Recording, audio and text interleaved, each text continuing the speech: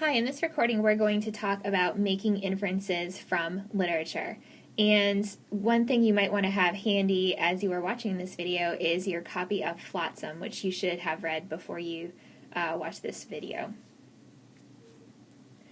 So, inferences. When you make an inference, you are reading between the lines or filling in information that the author of a book has not provided to you. Oftentimes, authors tell you things explicitly or directly, but not always. Sometimes they give you clues and you have to fill in the gaps using your prior knowledge, your background knowledge. So when we make an inference, we use bits of information that the author has provided us in order to piece things together and come to some sort of educated guess about what is going on in the story. So it's really interpreting information that the author has implied rather than information that the author has explicitly stated in the book. And we're going to give you some examples as you watch this video, and you're going to have a chance to make some inferences of your own so you have a pretty good idea of what they are. So I'm going to model an inference for you.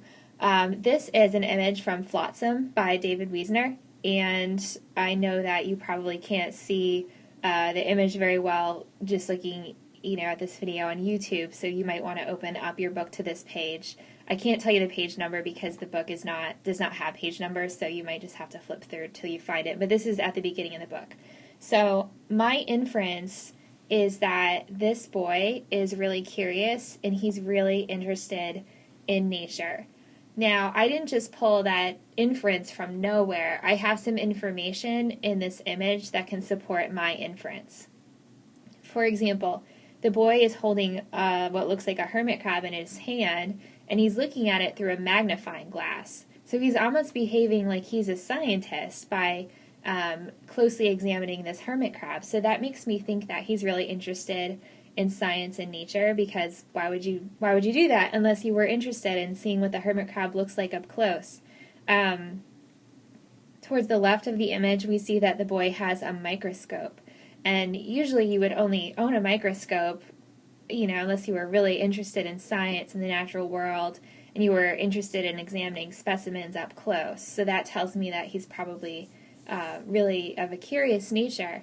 And the fact that he's protecting his microscope by placing it in a plastic bag tells me that the microscope is a really prized possession. Because if you think about when you go to the beach, usually, your prized possessions like your cell phone, maybe, you have a camera, things like that, you're probably going to place in a plastic bag in order to protect those types of items that are precious to you so they don't get scratched or damaged at the beach. So the fact that the microscope is in this plastic bag tells me that it's a really precious item for the boy.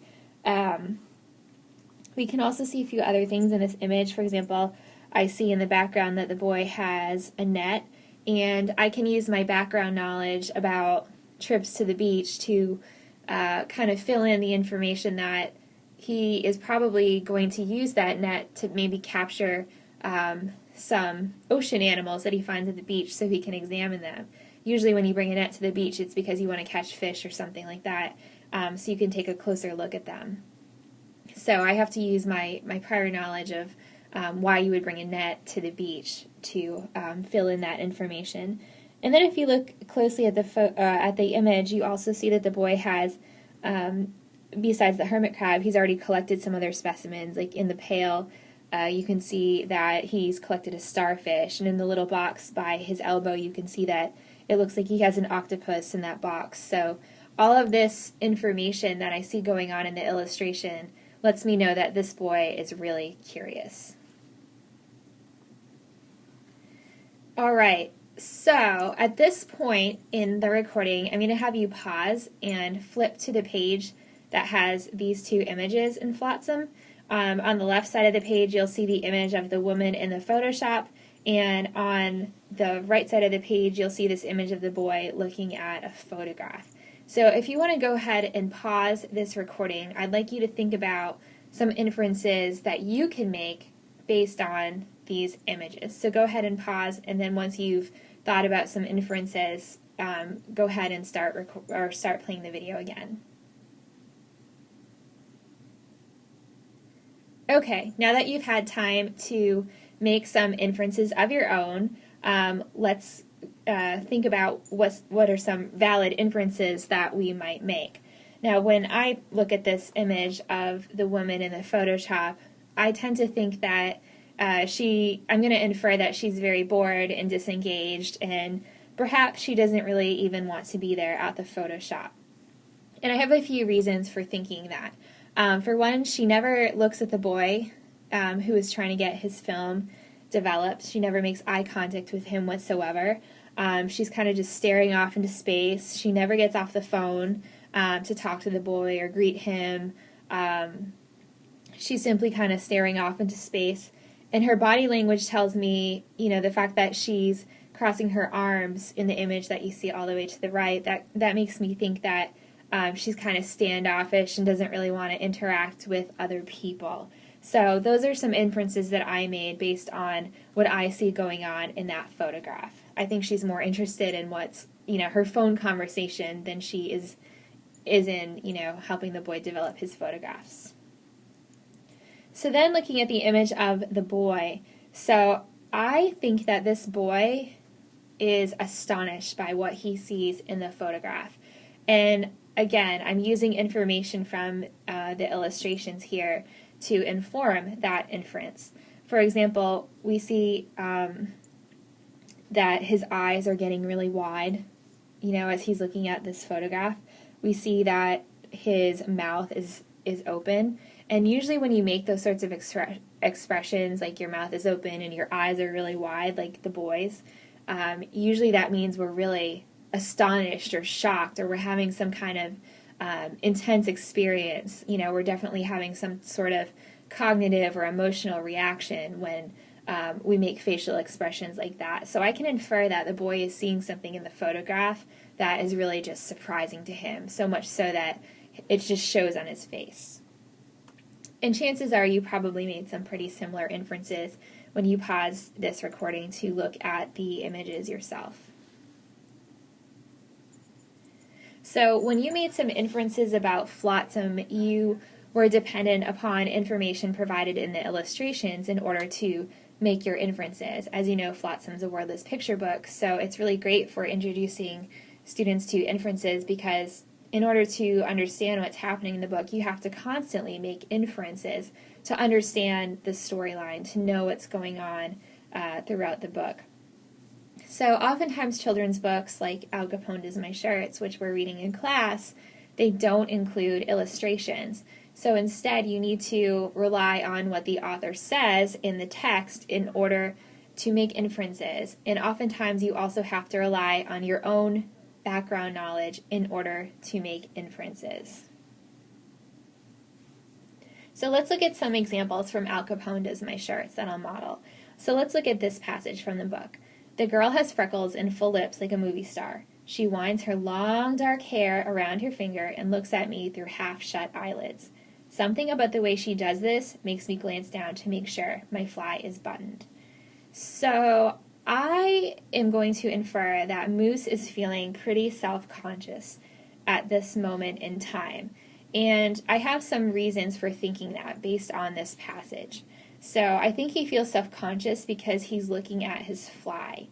And based on my background knowledge, usually people, check to see if their fly is unbuttoned, or they check to see if they have lipstick on their teeth or things of that nature when they want to impress somebody or when they want to look good in front of somebody else because they want to make a positive impression on someone. So I think that Moose is probably feeling like, Piper is someone of interest. He wants to impress her, and he's feeling very self-aware in this moment for those particular reasons. Also, the author describes Piper as being a movie star. She has full lips, and she has beautiful long dark hair and half-shut eyelids. So the author is describing Piper as being a very attractive young lady. And we know that, Moose is 12 years old, and he's of that age when he's probably starting to notice girls. Again, I'm using my background knowledge of 12-year-old boys to make that inference to some extent.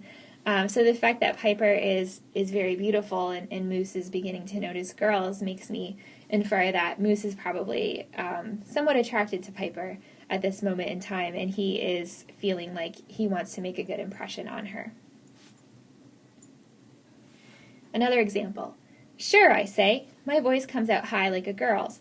I never know whether I'm going to sound like Mickey Mouse or the giant on top of the beanstalk. So here I can make the inference that Moose is probably going through puberty and his voice is changing.